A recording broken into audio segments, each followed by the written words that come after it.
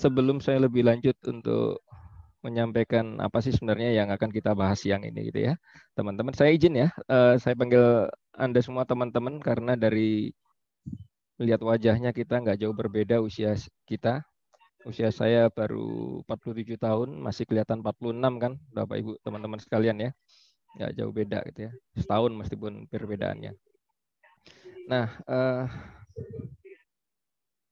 ini untuk kesempatan hari ini yang berkaitan dengan apa sih ada di balik sebuah hikmah, di balik sebuah musibah.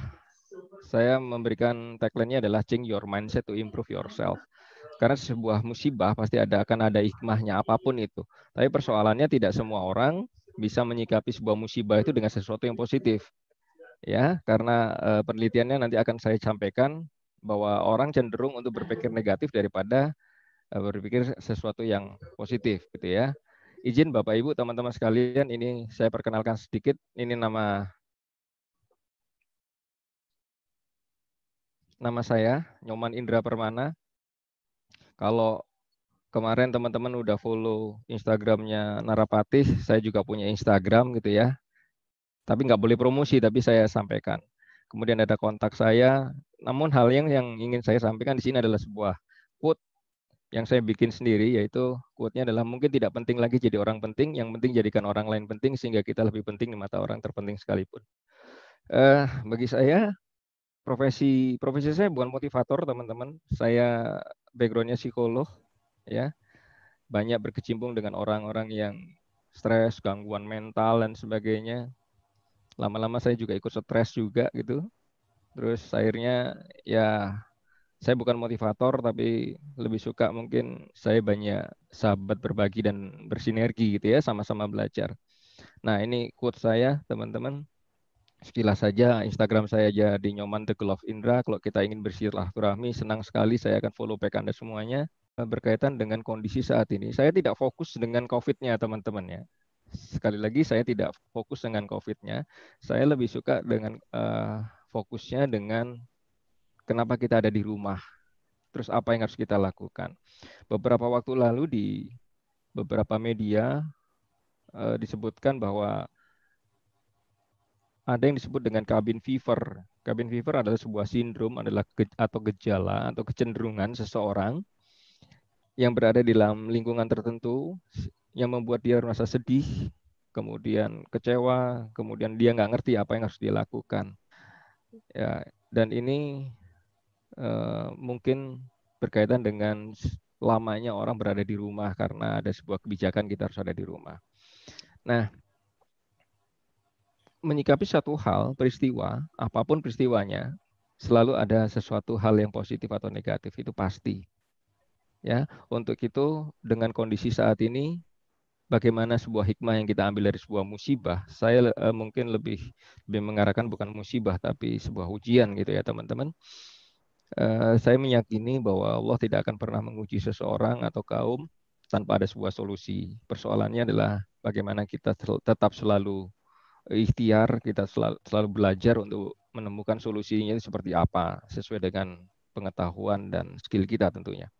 Nah, apa yang harus kita lakukan yang pertama kali adalah ini teman-teman. Jarang sekali orang melakukan hal ini ketika ada sebuah ujian atau musibah. Selalu orang menyikapinya secara reaktif. Dan bahkan sebagian orang mengatakan bahwa kenapa hal ini terjadi, saya kurang apa, dan seterusnya. Tapi saya menawarkan sebuah solusi bahwa apapun yang terjadi dalam kondisi saat ini, mungkin langkah pertama adalah ini. Ya, bersyukur.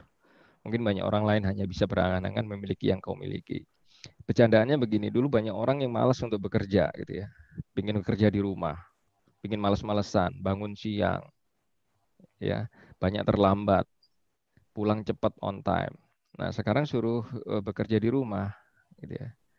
Rupanya angan-angannya dikabulkan sekarang. Nah, ini persoalannya gitu. Ya, makanya saya mengatakan bersyukur ya. Dan apa sih konteks bersyukur ini? Banyak orang mengatakan bersyukur, ya alhamdulillah, puji Tuhan dan sebagainya. Kalau saya konteksnya ada dua.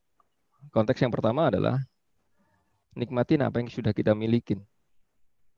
Dan banyak orang tidak bersyukur karena berangan-angan apa yang tidak dimiliki gitu. Sudah berada di rumah, tapi berangan-angan gimana kalau ada di luar. Sementara kalau sudah ada di luar, bekerja, eh, apa namanya, berkarya di luar sana, pengen di rumah. Kadang-kadang kita berpikir juga maunya apa sih gitu ya.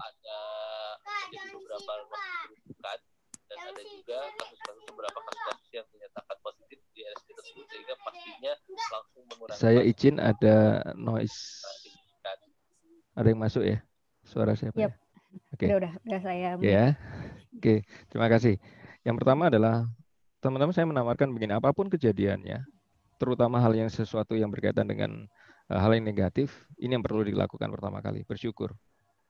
Karena ada dua hal, kita akan grow, kita akan bertumbuh. Yang kedua, ini adalah ujian terhadap apa yang kita lakukan selama ini. Dan yang kedua adalah kita mesti yakin bahwa rezeki sudah dijamin. Yang terjadi saat ini dalam kondisi puasa Ramadan yang berbeda dengan tahun-tahun yang lalu, kemudian ntar lagi akan Lebaran dan sebagainya, orang berpikir, wah nanti gimana ya, nanti gimana ya, nanti gimana ya, muncullah sebuah kekhawatiran-kekhawatiran yang nggak beralasan. Tapi di Muslim disampaikan di surat At-Talaq bahwa Allah menjamin rezeki seseorang. Namun ada syaratnya, teman-teman, yang bertakwa. Kalau saya baca dari sini, yang nggak bertakwa kayaknya diragukan tuh dijaminnya gitu ya. Nah, saya pernah ditanya nih, Mas, kok kenapa dari Islam aja gitu? Ada nggak dari agama lain? Saya coba untuk belajar gitu ya teman-teman ya. Rupanya saya temukan di teman-teman agama Nasrani di Injil disampaikan bahwa di Mazmur diberikan rezeki. Rezekinya kepada orang-orang yang takut akan Dia. Ia ingat untuk selama-lamanya akan perjanjiannya. Sebuah ayat ini menegaskan bahwa umat Nasrani pun dijamin rezekinya gitu. Bagi yang bertakwa tentu saja. Kemudian ada yang bertanya lagi, ada nggak di agama yang lain? Saya coba untuk mencoba untuk mencari lagi gitu ya. Rupanya saya temukan. Kebetulan pas saya juga orang Bali, saya juga paham dengan budaya Bali dan agama Hindu. Ketika saya berdiskusi dengan keluarga di Bali bahwa disampaikan rezeki sang yang widiwasa tergantung pada karma manusia di masa lalu. Karma baik atau buruk menentukan rezeki saat ini dan masa depan. Nah, bagi teman-teman beragama Hindu berkeyakinan apabila yang mereka lakukan pada hari ini, saat ini, apapun itu karmanya positif atau negatif pasti akan dituai di masa depannya. Ini berkaitan dengan rezeki juga gitu teman-teman. Kemudian saya berdiskusi juga dengan teman-teman Buddhis. Rupanya juga sama. Hampir mirip dengan agama Hindu disampaikan bahwa ini berkaitan takdir itu adalah karma yang kumpulan perbuatan di masa lalu. Artinya positif atau negatif pasti akan dituai di masa yang akan datang. Nah, hubungannya apa saya sampaikan mengenai rezeki ini? Kalau kita menyikapi sebuah musibah yang terjadi saat ini, yang berkaitan dengan COVID-19 gitu ya, ini adalah sebuah rezeki gitu loh teman-teman. Cuman kita seringkali fokusnya nggak kepada hal-hal yang positif karena ini sebuah musibah. Orang lebih fokus dengan sesuatu yang negatif gitu. Nah, dua hal. Yang pertama adalah bersyukur. Yang kedua, yakin bahwa rezeki itu pasti dijamin. Dan beberapa agama mengatakan rezeki saat ini adalah karena rezeki masa lalu. Karena perbuatan masa lalu yang disebut dengan hukum karma di agama Hindu maupun di agama Buddha. Nah, saya lanjut ya teman-teman. Yang saya sampaikan ini yang berkaitan dengan rasa bersyukur, kemudian berkaitan dengan rezeki. Ini saya pelajari beberapa tahun yang lalu yang ilmu yang disebut dengan the law of attraction atau hukum tarik menarik. Mungkin beberapa tahun yang lalu teman-teman pernah baca bukunya The Secret gitu ya. Saking rahasianya saya pun juga nggak paham apa yang disampaikan di buku The Secret karena kan judulnya The Secret, bener-bener rahasia sehingga saya juga nggak paham apa yang disampaikan gitu ya. Kemudian saya coba belajar mengenai the law of attraction. Tiba pada sebuah kesimpulan yang mengatakan bahwa the law of attraction itu adalah Seseorang yang memikirkan sesuatu positif atau negatif gitu ya, apa berprasangka positif atau negatif. Dalam konteks ini ya, berkaitan dengan ujian atau musibah gitu ya, positif atau negatif, ini akan terpancar gitu. Memancarkan getaran yang sesuai dengan yang Anda rasakan. Jadi ketika begitu diumumkan mengenai wabah COVID-19 di Indonesia, dikonfirm oleh pemerintah, orang langsung bereaksi. Banyak yang khawatir dan cemas dan sebagainya. Teman-teman perlu digarisbawahi, orang cemas, khawatir itu pasti masa depan, bukan masa lalu. Tidak ada orang yang cemas atau khawatir tentang masa lalu, pasti dengan masa depan. Dan saya mengatakan, masa depan itu belum tentu hak kita. Masa depan itu absolut adalah hak dari prerogatif dari Tuhan. Kita hanya berharap masa depan itu menjadi hak kita gitu. Itu kenapa diwajibkan untuk kita kepada kita untuk berdoa dan memohon kepada Sang Pencipta sesuai dengan keyakinan Anda masing-masing tentu saja. Nah, kembali lagi di The Law of Attraction, Anda memikirkan sesuatu positif atau negatif, Anda akan memancarkan getaran yang sesuai dengan yang Anda rasakan. Nah, contohnya begini teman-teman. Pernahkah Anda suatu saat dalam kondisi yang kita belum WFH gitu ya, Anda bangun dengan kondisi yang sangat semangat, ya, seger gitu, mandi, cepat-cepat mandi karena Anda tahu hari ini gajian gitu ya. Efeknya pasti Anda siul-siul mungkin, sarapannya enak gitu ya. Mengendarai mobil atau desak-desakan di KRL nggak ada masalah karena ntar lagi mau gajian gitu ya. Dan itu mengakibatkan orang teman-teman Anda tuh ngeliat, kok cerah banget ya gitu ya wajahnya, ada apa gitu. Atau sebaliknya, ketika Anda pergi ke kantor dengan kondisi yang sebaliknya, misalnya dengan sesuatu yang halnya negatif ya, bangun sudah nggak enak kondisinya, kemudian orang mengatakan uring-uringan, di jalan ada masalah dan seterusnya. Nah, ini memancar semuanya teman-teman. Nah, langkah yang selanjutnya adalah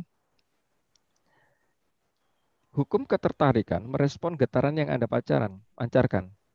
Jadi alam semesta akan merespon apa yang Anda pancarkan positif atau negatif. Dan itu akan dikembalikan. Getaran itu akan menarik dan menarik getaran sejenis kembali kepada diri Anda. Dan ini akan menjadi sebuah siklus. Ya, gambar saya simpelkan the law of attraction seperti ini. Saya tidak mengatakan ini hukum karma ya, tapi ini adalah hukum ketertarikan. Karena di dunia ini ada sebuah energi, diakui atau tidak.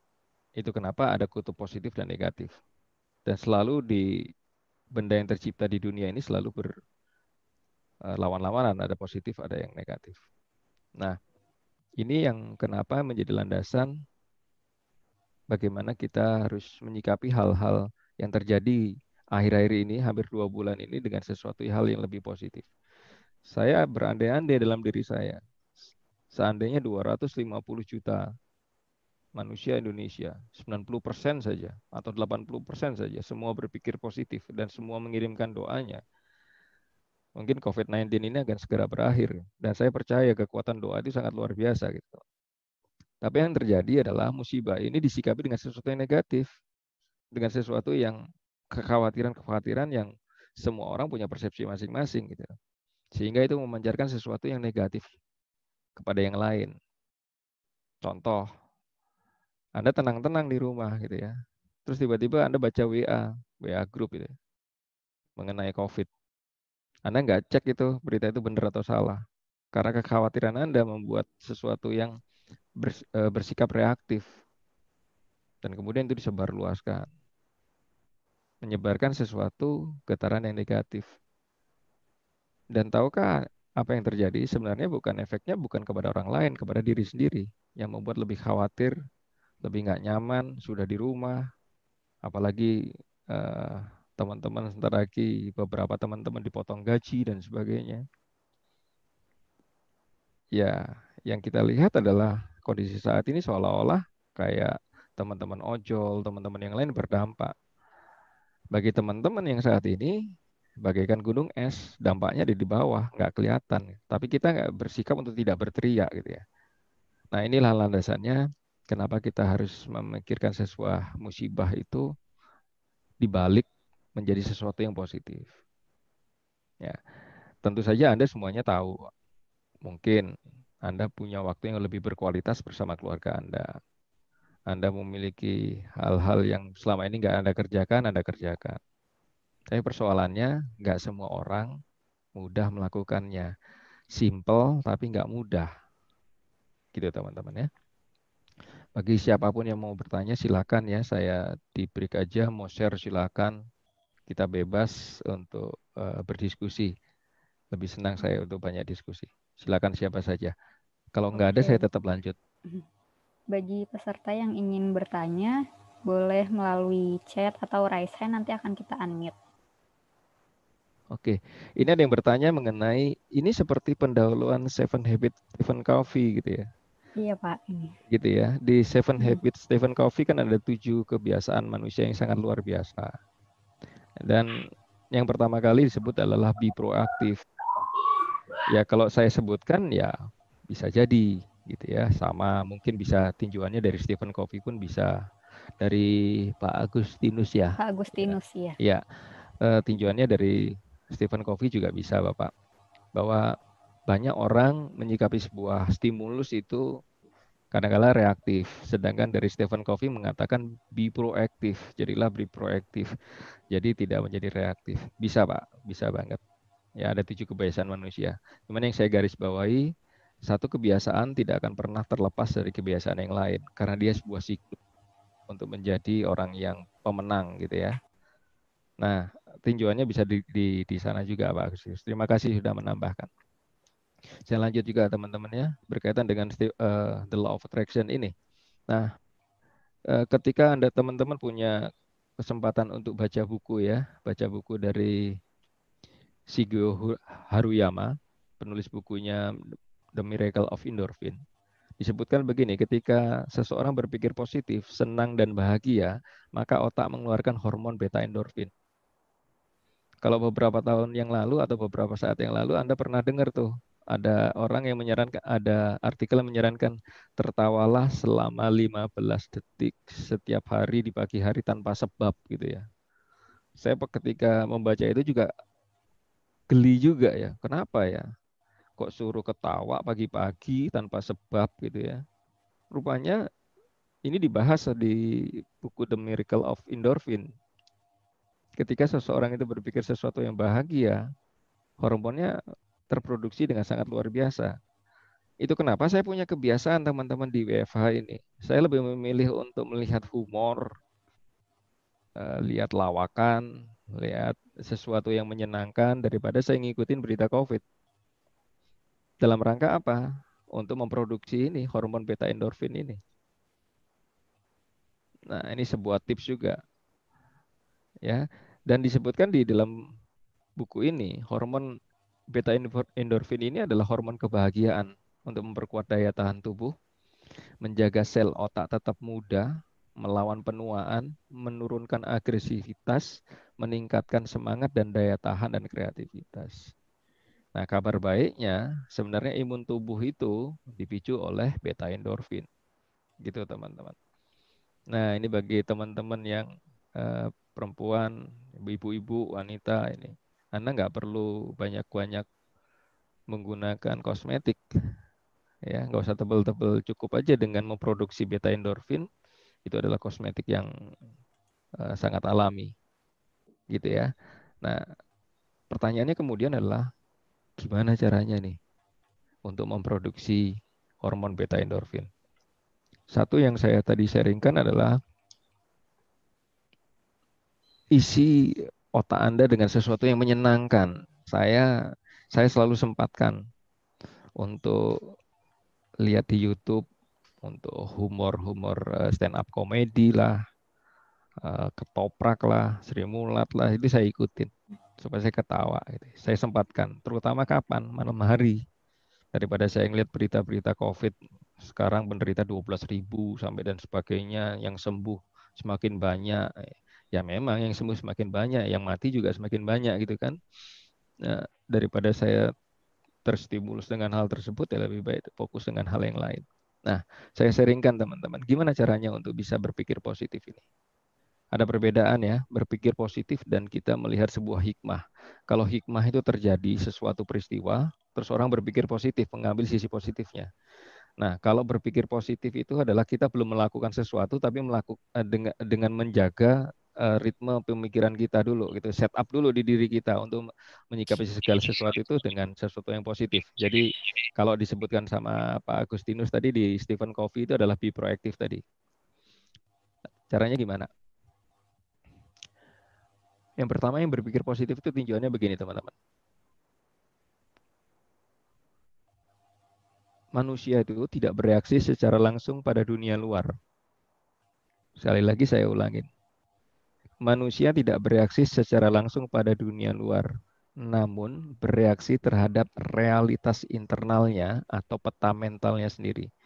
Ini bahasa di NLP atau gampangannya begini, Anda tidak bereaksi kepada apa yang Anda lihat di luar sana, Anda dengar di luar sana, tapi Anda bereaksi terhadap apa yang Anda pikirkan. Jadi pemberian makna terhadap peristiwa itu. Gitu ya. Nah, oke, saya stop di sini dulu supaya saya bisa lihat semuanya. Teman-teman, bisa saya bawa ini, Anda bisa lihat nggak ya? Boleh di-unmute, boleh. Ini jeruk nipis, tahu ya? Semua tahu ya jeruk nipis. Iya, Pak. Lagi pada puasa ya. Saya mohon izin sama yang puasa. Insya Allah puasanya, amal ibadahnya di selama Ramadan ini terima Allah SWT. Amin. Dilipat gandakan semuanya. Juga terima kasih bagi teman-teman yang tidak berpuasa karena Anda bertoleransi dengan teman-teman yang berpuasa, menahan juga kenikmatan Anda untuk makan nasi di siang hari ini, ngumpet-ngumpet gitu ya. Saya pegang jeruk nipis nih. Ya. Jeruk nipis ini kalau saya potong, saya udah siapin.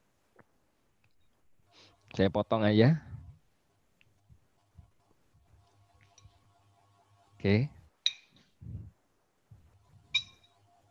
Ini teman-teman, jeruk nipisnya. Anda boleh lihat di layar saya ini jeruk nipisnya. Saya kok yakin beberapa orang sudah mulai mengeluarkan air liur. Dan entah kenapa, kalau saya peres begini, jeruk nipis itu, dan itu menyentuh di lidah Anda, saya yakin Anda nggak pernah bisa menahan rasa asamnya jeruk nipis ini. Betul nggak? Boleh ada yang komen? Ada yang merasakan? Dah. Waduh, siapa nih? Ada yang merasakan? Ini Ada yang tadi merasakan? Bu Sri Nurhayati. Bu Sri Nurhayati ngerasain, Bu ya? Iya, ngerasain Pak. Ibu puasa, Bu? Puasa Pak, alhamdulillah. Puasa, alhamdulillah. Tapi ngerasain itu ya, Bu ya? Iya, ngerasain. Padahal kan jeruknya saya pegang, Bu. Bukan Ibu yang merasakan di lidah Anda. Ini jeruknya tetap ada di saya, tapi Anda merasakan rasa asam itu. Ini sesuatu yang fenomenal gitu ya. Kok bisa ya? Apalagi saya peres nih sekarang. Dan Anda dalam kondisi fokus itu saya peres nih. Nah ini keluar nih airnya. Saya yakin ntar lagi Anda keluar semua itu air liurnya Anda. Betul ya teman-teman? Bagi yang nggak puasa bikin minum pasti. Tapi yang puasa ya ujian lah ya. Kan bukankah orang yang berpuasa semakin banyak ujian itu semakin banyak pahalanya gitu ya. Jadi banyak-banyaklah Anda ketemu dengan ujian gitu ya. Jangan ngumpet aja di rumah. Nah, maksudnya jangan ngumpet aja di kamar gitu ya. Jangan juga cari masalah dengan chat, gibah dan sebagainya. Nah, yang saya sampaikan begini teman-teman. Anda nggak megang jeruknya. Anda nggak minum, Anda nggak memeras. Yang memeras saya, tapi Anda bereaksi dengan kondisi itu. Ini sebuah bukti bahwa kejadian di luar sana sebenarnya itu persoalan pola pikir Anda yang bereaksi terhadap kondisi itu. Gitu. Dapat ya maksud saya ya? Jeruknya saya pegang. Kondisi COVID-nya memang ada. Tapi persoalan COVID itu Anda proses atau tidak proses itu keputusan Anda. Mungkin sebagian orang di sini tidak akan tersugesti dengan adanya jeruk ini, ya Anda tenang-tenang aja. Atau bisa diubah nih rasa jeruk ini. Di pikiran Anda misalnya, Anda, oh itu kalau ditambahin gula, ditambahin sirup, asik tuh. Bisa begitu teman-teman. Nah, ini idenya gampang banget. Jadi Anda di WFH, yang juga belum tentu kerja di rumah, istilahnya aja WFH, gitu ya. Kayak saya gini kan, saya karena pingin diundang ketemu dengan teman-teman semua, nah ini saya harus ganti pakai, ya kalau waktu saya training ya pakai batik gini. Tapi kan Anda nggak tahu kalau di bawah saya pakai celana pendek kan. Dan saya yakin Anda pun begitu gitu loh. Di WFH kan begitu, enaknya begitu. Atasnya aja rapi, bawahnya belum tentu kan. Jadi ada penghematan. Nah bagi saya, alhamdulillah, saya nggak ngeluarin celana, saya nggak akan ngelondri, kan gitu. Gampang aja mikirnya gitu. Nah, tapi nggak gampang bagi orang yang di sininya itu isinya injeknya negatif mulu gitu. Nggak gampang, Pak. Coba kita lihat masa lalu ya, waktu kita kecil atau teman-teman dalam mendidik anak itu. Komunikasinya sebagian besar pasti negatif, Bapak Ibu. Saya bisa yakin itu. Contoh, anak Anda rewel, nggak mau makan. Ya, bagi teman-teman yang sudah punya putra atau putri. Cara suruh dia makannya gimana? Saya yakin pasti begini. Nanti mama panggil satpam ya, panggilin Pak Polisi ya. Ayo makan, makan, makan. Gitu. Itu udah diancam, Bapak Ibu. Banyak hal pendidikan pola asuh di Indonesia ini dengan pendekatan ancaman ketidaksukaan gitu. Nah, ini termemori sampai saat ini. Sehingga ketika kita dalam kondisi saat ini, yang ada di pikiran kita, oh ini bukan pikiran kita ya, ada di pikiran orang di luar sana, gitu ya. Yang di luar sana sudah ada di depan saya semua ini, banyak negatif itu. Saya ulang. Karena doktrin masa lalu itu, yang banyak hal yang negatif, maka orang di luar sana itu banyak menyikapi sesuatu itu negatif. Dan orang di luar sana itu ada di hadapan saya saat ini. Nah, jadi gak gampang memang. Tapi itu tadi the law of attraction. Kalau kita bisa menyikapi sesuatu yang lebih positif, pasti akan luar biasa. Saya lanjutkan statement yang keduanya. Ya, jadi orang itu bereaksi terhadap apa yang dia pikirin. Statement yang kedua adalah mengubah realitas internal, maka realitas eksternal berubah. Maksudnya apa? Kalau Anda merubah pola pikir Anda di dalam diri Anda, sebuah musibah, ujian, makanya musibah Anda ubah menjadi ujian, akan lebih damai gitu ya, dibanding dengan sebuah musibah. Kata resiko dengan kata konsekuensi itu berbeda. Di manajemen resiko lebih berkonotasi kepada hal-hal yang negatif. Resiko. Kalau konsekuensi, di pikiran akan berbeda. Karena konsekuensi adalah sesuatu yang bisa positif atau bisa negatif. Dan arti konsekuensi orangnya udah siap untuk menerima akibat dari sebuah perilaku. Tapi kalau resiko, belum tentu orang siap dan sifatnya negatif. Nah, inilah bagaimana kita mengubah sebuah realitas internal, maka realitas eksternal berubah. Pertanyaannya akan muncul. Saya udah mengubah nih, oh baik-baik saja. Tapi COVID-nya nggak habis-habis juga. Gitu. Bukan begitu juga maksudnya. Maksudnya adalah kalau Anda nyaman di pikiran Anda, maka Anda yang saat ini sedang tetap bekerja, WFO gitu ya, Anda tetap nyaman.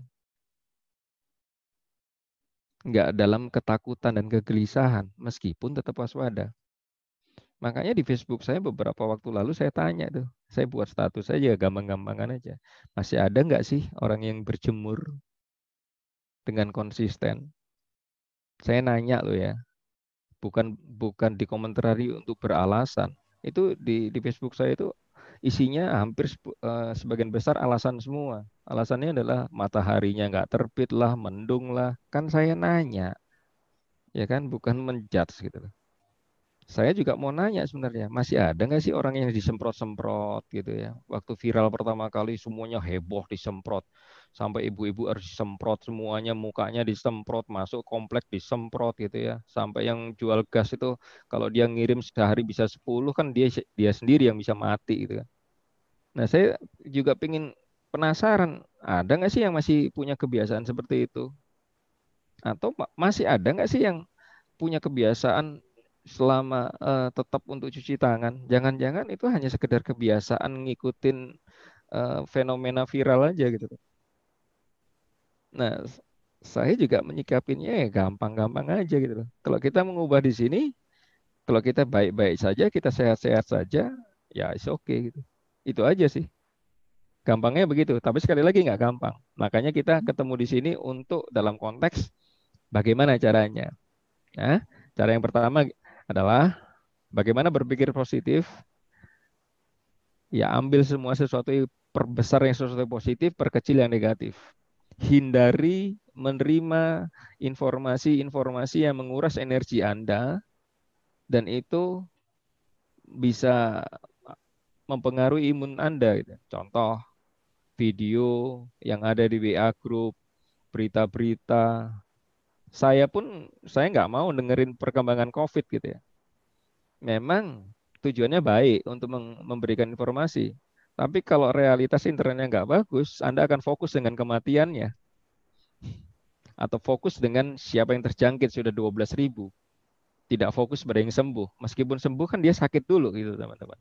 Kalau saya memutuskan mending saya nggak usah ngikut. Tapi saya tahu di luar sana grafiknya naik.